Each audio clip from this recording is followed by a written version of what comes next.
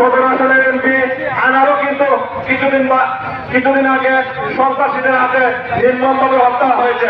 এইভাবে যদি একের পর এক সংসদ থেকে হত্যা করা হয়, হত্যার হুমকি দেওয়া হয়, তাহলে আমরা কোথায় যাব? এই দেশের সংসদে যারা আছেন তারা কোথায় যাবে? এই দেশে দুর্নীতিবাজদের বিরুদ্ধে কথা বলা কি অপরাধ? এই দেশের যারা হাজার হাজার কোটি টাকা লুটপাট করে নিয়ে যাচ্ছে দেশের বাইরে, তাদের বিরুদ্ধে কথা বলা কি অপরাধ? ব্যারিস্টার সুমনের অপরাধ একটাই, উনি নিজেকে করেন মহেশতলা। তাই মাননীয় প্রধানমন্ত্রী, আপনি মানবতার মা, আপনি বুঝবেন প্রধান হারা মানুষের কষ্ট কত কি। কারণ আপনি ভাই হারাইছেন, আপনি বোন হারাইছেন, আপনি বাবা হারাইছেন, সেই ফলটা করছে।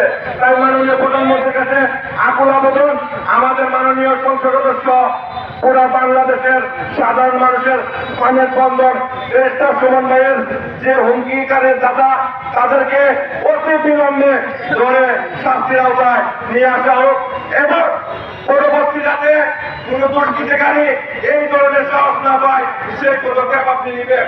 তাই আমি প্রশাসনের বাইচারা আছেন, বিশেষ করে হবিগঞ্জের এসপি মহোদয়, চুনারঘাট থানার ভারপ্রাপ্ত কর্মকর্তা, আমাদের ডিআইজি মহোদয় এবং পুলিশের আইসিপি মহোদয়, ওনাদের কাছে আমাদের একটাই দাবি থাকবে, আমাদের এমপি মহোদয়কে যেন পর্যাপ্ত পরিমাণ সিকিউরিটি দেওয়া হয় এবং সার্বজনীন নিরাপত্তা দেওয়া হয়।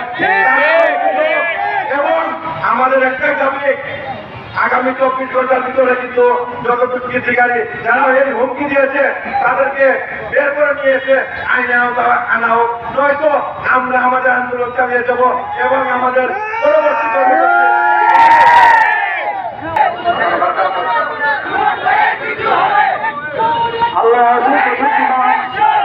আপনারা ইতিমধ্যে জানেন আমাদের সোনারগাঁও মাধবপুরের মাননীয় সংসদ আমরা হৃদয়ের স্তম্ভ, যাকে আমরা বাংলাদেশ ছাত্রলীগ যাকে ধারণ করি, আমরা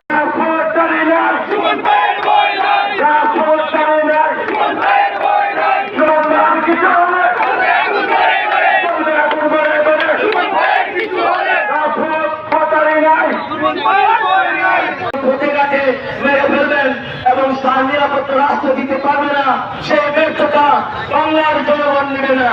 এই বাংলার জনগণ রাষ্ট্রের নিরাপত্তার দায়িত্বে যারা আছেন, আপনাদের ব্যর্থতার দায়িত্ব বাংলাদেশের মানুষ নেবে না, তথা চুনারঘাট মাধবপুরের মানুষের নেবে না।